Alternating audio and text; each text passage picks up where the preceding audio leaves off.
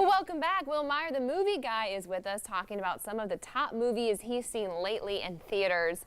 All right, I'm very excited about this one. I haven't seen it yet. I've been itching to go to the theater. Toy Story 4. I know we grew up with these movies. Yes, so the first one in 1995. It's 14 crazy. years It makes different. me feel so old. I feel very old. Yeah. But does it live up to the hype? You know, I think that the first three, the trilogy, was perfect as it was. So there was no real reason for this movie to exist, but I love Toy Story, so I'm still excited about it. But the cool thing is that this movie knows that it really has no reason to exist. And so it kind of like engages with that idea, because Woody in this movie really feels like his purpose as a toy has been fulfilled. He's no longer a favorite toy, and he doesn't really know what to do with himself. And so it kind of asks that question, you know, what do you do when you feel aimless, or like, you know, you've sort of done all you're supposed to do? But, you know, this is not a downer and a head scratcher. It's not completely existential. This is a movie that is a good bit of fun. This has a lot of great action set pieces. The animation is stunning. There's a lot of humor in this movie. I think that Key and Peele do a great job here, and the internet sweetheart Keanu Reeves makes a cameo in this movie and is tremendous in this film. So I really enjoyed it. You know, it's not as good as those first three, I don't think, but I mean, this is still better than most other animated movies out there. You know, it's not as emotionally rich, but you know, Leslie, even though you're gonna know the twist at the end that's coming, you're still gonna tear up. So it still kind of works its magic on you. So Pixar just always does a good job. Yeah, they do a great job with that. So I really like this movie. You know, not as good as the first three, but still better than almost any other animated movie out there. So what'd you give it?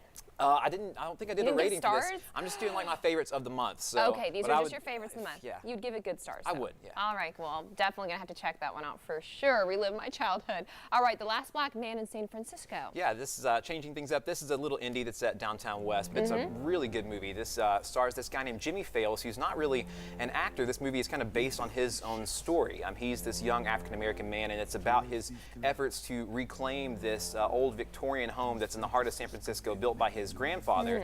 And he does this with his best friend, and they search for belonging in this rapidly changing San Francisco that seems to be leaving them behind.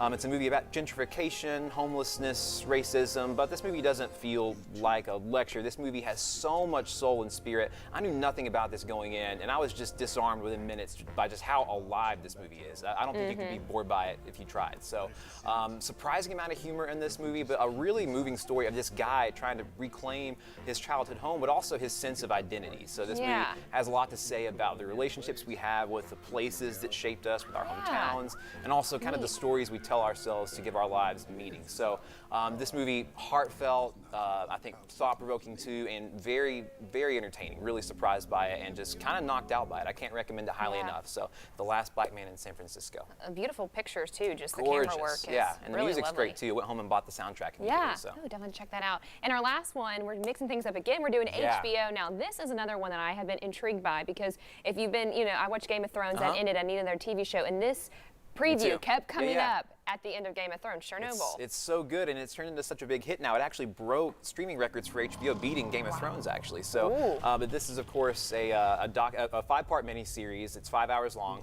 about the nuclear disaster of Chernobyl. It took place in April 1986, and this is something that's just so powerful. It's, you know, it's dark, but this is really, really compelling. I watched it over the course of 36 hours, I'd say, but it's a fantastic miniseries with a wonderful British cast. Jared Harris plays the scientist who's tasked with cleaning up the disaster, and he's tremendous in this. I really hope he wins an Emmy. But this tells the story of the disaster through the people who really work to save it, mostly the firefighters, the miners, the nurses who work with cleanup efforts, I should say. But it does a great job of laying out exactly what happened from a scientific standpoint, who was responsible. But it really focuses on the aftermath, how the government lied to try and cover all this up, and they ended up killing thousands more in the process. And it's about the heroes who really gave their own lives to clean this thing up. So it's about the cost of lies and really how when bureaucratic and governmental lies really aren't accounted for, then disastrous things can happen. So it sounds like it's dark, but it's so compelling.